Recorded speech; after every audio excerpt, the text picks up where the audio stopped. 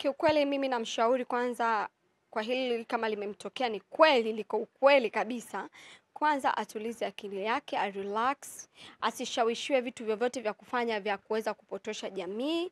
Yes, kuna vitu vinaendelea, kwa hiyo asisikilize mtu yote akampotosha na asiendelee kwamba akatoa siri za ndani ya nyumba yake kwa kuwa ameachana na ule mwanaume, basi yeye ngoja amdhalilishe, amtolee kashfa. Sidhani kama ina faida. Mwisho wa siku alikuwa anaishi naye ndani. Kwa hiyo anatakiwa atulize akili yake, asimkashifu, na atakapomkashifu kwa kweli yeye ni mwanamke, yule ni mwanaume. Unajua tena siku hizi watu wanatumia pesa kwa hiyo yeye ni mwanamke, sidhani kama anaweza katokea mwanaume mwenye akili zake, mwenye maana zake, mwenye heshima zake, mwenye pesa zake akamuoa mwanamke wa design kwamba anamdhalilisha mwanaume wake. Umefahamu? Naye pia atamuogopa, atasema mimi pale sisogei. Kwa sababu mwanamke mwisho wa siku ndo mkigombana anakudhalilisha kama hivi, anakutolea kama. Kwa hiyo mimi ningeomba sana kama ndugu yangu, kama familia yangu, kiukweli atulize akili yake, aangalie vitu vizuri vya kufanya, na sasa hivi ni mwendo wa kufanya mambo ya biashara tu. Sasa hizi kashajulikana, amshukuru sana kwa upande wa kumfanya amejulikana. Yes, unajua asimchukulie sana mabaya yake. Pia kwa upande wa kujulikana, amemfanya akajulikana kawa star mkubwa. Huu star utumie kwa akili, apige mabiashara yake mpaka watu wamuelewe kweli huyu ni Zailisa. Umefahamu Yes, yani mimi kwa sasa hivi tunataka nimwambie kwamba afanye mabiashara mpaka watu wamuelewe. Na asifanye vitu vya ajabu ajabu vikamshusha. Yeah. Mkala talaka 3. Lakini huzuni talaka 3. Tiani sana. Ni kwamba mna chuki kubwa mpaka mnafikia talaka 3, ni huzuni. Za pamoja. Ni kitu kibaya. Sasa ni ndugu yako bwana, wewe ili umelipokeaje na ulivyolisikia kwa mara ya kwanza ni ile taarifa? Kiukweli mimi nilisikitika sana, na kibaya zaidi kimenisikitisha vile walivyokuwa wanadhalilishana kwenye mitandao. Mimi sikufurahika kwa sababu wao ni watu wazima, na kingine ni kioo cha jamii wanatazamwa. Na watu wanaowazunguka wanaheshimu sana. Kwa kile walichokifanya, kuna maneno ya kauli mule walikuwa wanatoa sio nzuri. Yes, sikupenda kwa kweli. Haji na Zailisa wameachana talaka 3, lakini watu wanasema kwamba mambo yalianza siku nyingi sana. Yaani kulikuwa na sintofahamu siku nyingi sana, maisha yao yalikuwa ya siri tu, lakini ndani kulikuwa hakupikiki. Wewe ni mtu wa karibu na Zai na mara kadhaa umekuwa kwenye moment zake kadhaa. Ulishawahi pengine kuona pia hiyo hali, au alishawahi kukuambia kwamba kuna hali ambayo sio nzuri kwenye maisha yake ya ndoa? Unajua nikwambie kitu, kiukweli kwanza namsifu sana, ameweza kuvumilia kwa sababu unajua hata ukiangalia historia za walopita maneno yalikuwa ni kama yale yaliyotokea. So inaonekana kabisa Zai ni jinsi gani alikuwa akivumilia cha kwanza. Kwa hilo kwanza namsifu. Yeah. Sasa kwa labda kama alikuwa anakutana na hayo maugomvi na nini, ni kweli? Ni kweli alikuwa kutana na changamoto, lakini ni hataki ile kuweka public kwa sababu unajua na yeye alitoka kwenye changamoto nyingine, kwa hiyo hakutaka kuwapa watu faida kwa kuna bora ajinyamazie, lakini alivyoona tena imemfika kwenye roho shingoni kabisa, akaona acha niongee. Baada hili nimeona maneno ya watu ni mengi sana bwana, wanasema Zai naye anaolewa sana. Wakasema hao ndugu zetu wa Bondei wana nini, kazi kuachika kila siku. Unajua watu wasichokijua ni kwamba hivi, wasimseme sana mtu kwamba yeye anaolewa anachika. Jamani, kuna matatizo kwenye ndoa. Umefahamu Kuna matatizo mengi sana yanayoendelea juu ya ndoa. Anaweza akawa ni mtu mzuri tu kwenye ndoa zake, lakini anaokutana nao ni watu sio sahihi. Na kuna kingine pia anaweza pia akawa na yeye anateleza baadhi ya vitu. Kama ni vipo na yeye anatakiwa kujirekebisha. Umefuatilia kutaka kujua hali ya Zai kwa hizi siku 2 ambazo tokea talaka itoke? Kama yuko vizuri au ndo hivyo sema stress nyingi? Kiukweli kwa hali iliyotokea huwezi ukaongelea mtu kumsemesha chochote, unatakiwa muache kwanza relax, apumzike, ndio unaweza ukamuuliza chochote kile, ukampa pole, lakini sasa hivi anaweza kaongea vyovyote vile anavyojisikia kuongea. Yes, kwa hiyo panic zitakuwa ni nyingi, unatakiwa muache kwanza atulize kichwa chake. Kupewa talaka ni kitu sio rahisi jamani, kitu kizuri, ni kitu kibaya sana. Katika sisi Waislamu tunaambiwa ardhi na mbingu zinatingishika. Na ndio maana hata nilivyoona kwamba wamepost sio kuna group la usiku wa talaka, nimebaki nimeshangaa. Yaani usiku wa talaka mnafurahia nyinyi talaka kwa nini yani? Na wewe ndio unanisanua hili. Kuna group la WhatsApp limeandaliwa kwa ajili ya usiku wa talaka. Nimeona kwa Lokole limepostiwa group kwamba wanaandaa usiku wa talaka. Kwa kweli nimeshtuka, mila zetu na desturi sidhani kama zinaturuhusu hilo. Yes. Kwa hilo kama atafanya atakuwa ameaibisha pia. Ya, haifai. Watu wanataka wacheze kigoma cha talaka. Yaani, mimi mwenyewe nimeshangaa, nimeshtuka sana.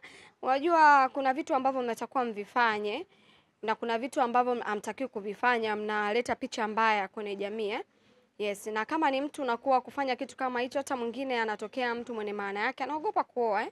Anasema huyu mwanamke kumbe ana vitu kama hivyo, anaweza nikamwacha akafanya tashtiti kama hizi. Haipendezi kwa kweli. Haipendezi ya. Kuna vitu vingine mwisho wa siku watu wakuona kumbe alikuwa mkorofi, alikuwa anahitaji hichi kitu kwamba labda ana mtu mwingine nje. Hiyo inapelekeaga huko. Yapo maneno kwamba bwana Haji Manara alikuwa anapewa mzigo na Zailisa, kwa maana kwamba ukoo mzima, yani alikuwa anabebeshwa majukumu ya ukoo mzima, familia yote ilikuwa inamwegemea Haji Manara, kwamba inatakiwa ni mtoto asomeshwe, ni mtoto wa shangazi, ni familia ya mjomba inataka kula, Haji ndo anatakiwa ahusike. Kiukweli unajua si tukiolewaga sehemu tunakuwa kama family na sidhani kama yeye mwenyewe muhusika hakukubali hilo jambo. Umefahamu? Kwa hiyo mwenyewe pia alimkubalia, akamkaribishia familia yake. Kwa hiyo sidhani kama ni vizuri kusimanga saizi wakati wameachana, na hata dini yetu haituruhusu sisi. Mnaambiwa kwamba mkioana muachane kwa salama na sio kwa madhaliliko yoyote. Kwa hiyo ni yeye mwenyewe alipokea ndugu wa familia. Kwa hiyo mwisho wa siku imetokea hili, inabidi waachane kwa salama, sio kudhalilishana. Wema wake ataupoteza alofanya. Wale wanaonyoshia kidole kabila lenu kwamba kitendo cha Zai kuambiwa kwamba ananyima watoto chakula, watu wanasema inawezekana ikawa ni kabila ndo lilivyo. Wewe Wabondei wana roho nzuri sana. Wana roho za kitajiri. Mbondei unamkuta ni maskini lakini ana roho ya kitajiri eh? Ya, kwa kuhusu chakula siwezi kumsemea hicho kitu kumwekea 100% kafanya. Unajua watu wakishagombana kila mmoja atakutolea kashfa, yani kiasi ambacho utasema hivi kwa nini ilienda pale? Kwa hiyo kuna vitu ambavyo wampunguzie. Hivyo vitu vingine hawezi akavifanya bwana. Uchone chakula sio kweli. Wasimsingizie. Hata kama ana mazuri, ana mabaya yake, pia ana mazuri yake. Kwa hiyo sio kumzushia kila kitu. Nimeona hadi vitu vya uchawi bwana. Sio Wabondei. Wabondei ni vitu vyetu. Hapana. Lakini ukija vibaya ni vitu vyetu. Lakini kumsingizia hapo tena chini ya kitanda sio kweli bwana. Hivyo wamemzulia. Haji watu walikuwa wametuliza. Alafu sisi unajua hatunaga mambo ya matunguri. Si kwetu watu mashehe. Nimesipata hizo kwamba bwana kumbe hata babake Zai ni mtu wa dini sana. Ameshika dini, ni mtu wa dini. Amesoma dini. Amesoma mashallah, ni mtu wa dini. Katoka kwenye familia yenye heshima na adabu kabisa. Wakati nimesikia story ya babake Zai kwamba ni mtu amesoma sana dini, nikaja nikajumlisha kwamba kwa story ambazo nazisikia pia kwamba Zai na Abdulrazaki pia ni ndugu, na tunafahamu pia kwamba baba yake Abdulrazaki alikuwa ni Darwesh, ni shehe mkubwa kabisa na alizikwa kwa heshima kubwa sana. Ni kweli pia hii story ya kuwa Zai Abdul ni ndugu?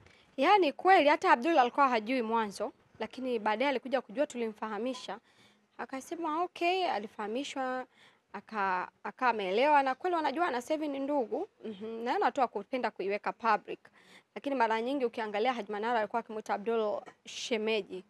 Kama mlikuwa mkiangalia zile comments ya. Hatukutaka tu kujionyesha. Unajua tena mtu kaisha kwa star, ninasema anajipendekeza, anajinini, vitu kama hivyo. Watu wengi tu walikuwa hawafahamu kama Abdulrazaki na Zailisa ni ndugu. Watu wengi sana walikuwa hawafahamu. Na sidhani mpaka sasa kama wanajua wengi. Lakini wale ni family na ni Wabondei bonde moja. Wakati maisha yanaenda vizuri ya maisha yake ya ndoa, Zailisa mlikuwa mnakutana mara kadhaa akiwa na event nini, unamfanyia makeup na nini, mlishawahi kuzungumza akakwambia kuhusu maisha yake ya ndoa, labda yanakwendaje, kama yako kwenye hali nzuri au yana migogoro? Unajua sisi kwanza Wabondei unapotaka kuolewa unafundishwa adabu, unafunzwa mambo mengi ya heshima. Kwa hiyo sio msemaji. Na ndio maana ukumuona kuweka vitu vyake public kwa sababu yule amefunzwa katoka kwenye familia yenye adabu na heshima zake. Kwa hiyo hata kama kitu chochote atakifanya huko nje amefanya kwa heshima yake yeye alokuwa nayo. Lakini akitoka pale lazima afundishwe mafunzo yenye heshima. Ndio maana hakuwa msemaji wa kuongea vitu vyake. Na angekuwa ameongea mngeviona mitandaoni. Unajua binadamu hawana siri. Kwa hiyo ndio wamjue kwamba Zailisa ni mtu aina gani. Yes. Anayekusikiliza hapa anaweza akaja na swali kwamba ndo aseme jogoo hapandi mtungi. Unajua kwanza hilo nimecheka sana. Eti nimecheka, sorry, nimehuzunika sana kwa sababu yani kwa jinsi unajua sisi narudia vile vile wabondea ukitoka kule wanatoka kwenye mafunzo mazuri yenye heshima na adabu zake. Na pia sidhani kama anaweza kutoa siri ya mume wake ndani, sidhani. Na sijaona ushahidi wowote ukimuonesha kwamba Zailisa amesema lile neno. Umefahamu eh? Na kama angekuwa amesema tungeliona public limepostiwa. Unajua mtu anayeongea neno kama hilo mtu hawezi kumwachia tu ataliandika, ulinikashifu hivi, uliandika hivi, umefahamu eh? Kwa ndio yale ile tunarudi tena kwenye ugomvi, mambo yanakuaga ni mengi. Kwa mimi nahisi tu amemsingizia kwa hilo. Siwezi kuamini kwamba yeye kaanza kumkashifu mume wake. Na kama atakuwa amefanya hivyo basi atakuwa ameaibisha familia. Ukiachana na udugu kuwa ndugu yako, twende sasa katika uhalisia tu wa kawaida na maisha. Huu mtafaruku na hiki kilichotokea kati ya Zai na Haji binafsi, unahisi pengine hatua gani inatakiwa waichukue, lakini pia je, ni sawa Zailisa kumove akaendelea na maisha yake mengine au inatakiwa anyenyekee arudi kwa Haji? Kwa kweli kwanza kabisa kuna kitu ambacho nimekisikia ambacho nahisi hata kuweza kuniuliza. Kimenisikitisha sana, na kama amefanya mzee wetu, kaka yetu, kioo chetu cha jamii, amekosea sana, ameaibisha familia zote mbili kama wana ufahamu mzuri kwamba ni ameaibisha pia Watanzania, kwamba yeye kwenda kutembea na mjomba wake. Hicho ni kitu kibaya sana, inatakuwa ameaibisha sana umma. Sana. Yes, ameaibisha, ametia aibu sana. Na kile kitu alichokifanya ni kwamba amefanya imani mbaya ambayo sidhani hata kama kuna kitu kinaweza kikaendelea kwenye ndoa. Umefahamu eh? Ni kitu sio kizuri alichokifanya, na kama amefanya hivyo tunamuomba asirudie tena, sio tu kwenye hii familia alofanya, asifanye hata kwenye familia nyingine. Hicho ni kitu kibaya sana. Kwa nini unaenda kufanya kwa binti mdogo? Alafu una mke wako ndani. Na kwa nini usiende kufanya basi kwingine huko kwa watu wenye age zao kubwa? Unaenda kufanya kwa binti mdogo na pia unaenda kufanya kwa mtu mwenye kwenye familia. Unajijengea nini? Hii dunia haina siri. Mwisho wa siku utapata aibu tu. Kama hii ni fedheha kubwa. Mwisho wa siku kila mtu anasikilizia haya yaishe, na matamanio ya wengi mitandaoni ni kuona bwana Dula Makabila anarudia jiko. Wewe utakuwa radhi Zailisa kurudi kwa Dula Makabila? Dula atanichukia sana.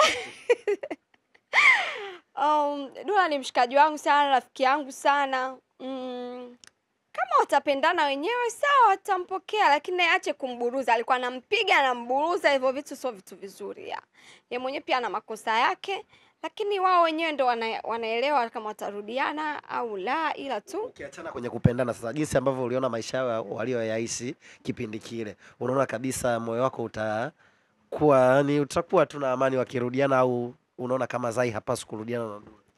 siwezi kusema hapashwi kurudiana naye. Alafu pia unajua katika kuachana iko hivi, mnaweza mkaachana na mkafundishana adabu. Kwa sababu kwenye kuachana mkipeana distance kuna adabu ambazo mnajifunza kwamba mimi nilikuwa nikikosea hiki na yule anajifunza kwamba mimi nilikuwa nikikosea hichi. Kwa hiyo mkija kukutana na hizi familia mtaijenga na itafika mbali. Kwa hiyo kama itakuwa ni heri yao basi heri yao, mimi naombea heri.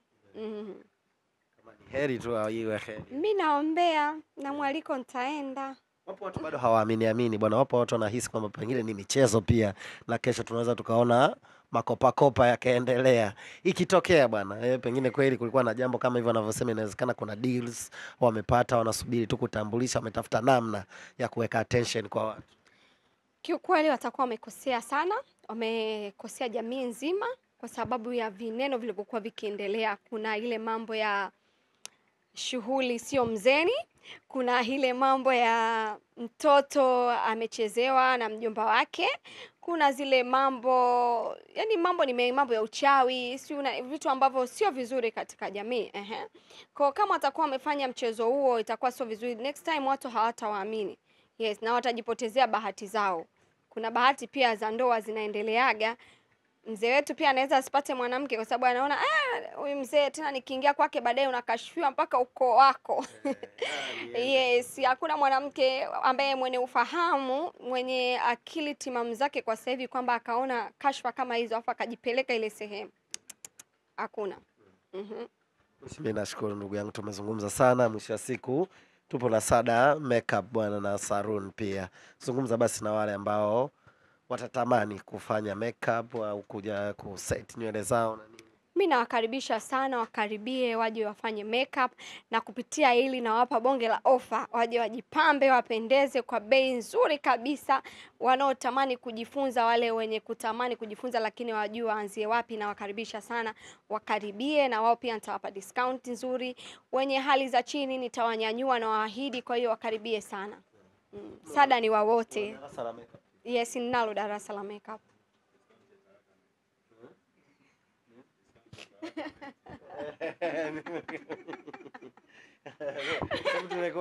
Rekodi kidogo iendelee ya darasa la makeup. Sasa kumbe una darasa la makeup pia. Yes, ninalo darasa la makeup, na pia natamani sana, kuna watu ambao unajua wana hali za chini lakini hawajui wafikeje. Kwa hiyo nawaambia kabisa nina bonge la punguzo lenu, na wakaribisha sana mje mjiwezeshe, na sio kuhangaika huko nje kutegemea wanaume, kuomba pesa wanaume. Ya mwisho wa siku mwanaume atakutumia tu, utachoka bila faida yoyote. Inuka mwanamke, pambana. Sada niko. Nitakupa kipaji nilichopewa na Mungu hichi, nawe nitakugaia. Karibuni sana. Kuna mwanamke huko aliko bwana anasema yeye hawezagi kudate kabisa na mwanaume ambaye hana hela. Hata wewe hivi upo hivyo? Hapana. Ukiwa umejizoesha kwamba wewe wakuomba wanaume pesa, yani wewe maisha yako yote ni unafikiria kuomba wanaume pesa, basi akili yako itakupeleka vile vile, na mwisho wa siku utakuja kupata shida. Kwa sababu mtu wa vile anakuwa hajishughulishi, hafanyi biashara. Lakini watu kama sisi muda wote tunawaza biashara zetu, tufanye hiki, tuamke tupinduke na hiki. Kwa kweli hatutopata shida kwenye maisha. Hata kama utapata kidogo, lakini hicho kidogo unafika mbali. Wewe ndio mwanamke anayekaa anasema mimi mwanaume ambaye hana pesa siwezi nikadate naye.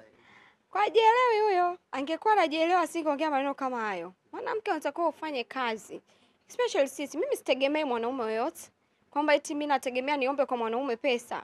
Kwanza sioni mwanaume wa kumomba pesa mimi akanipa pesa ninayoitaka mimi. Inabidi nipigane nipate pesa zangu mwenyewe. Inawezekana kuna hata kumbukumbu mara ya mwisho kupewa pesa na mwanaume ambaye alikuwa ni mwanaume wake. Kwa kweli hata sikumbuki, kwa sababu yani sioni, na nitakapokuwa na pesa zangu nitachagua mwanaume mwenyewe ninaomuona ananifaa. Awe na pesa hana.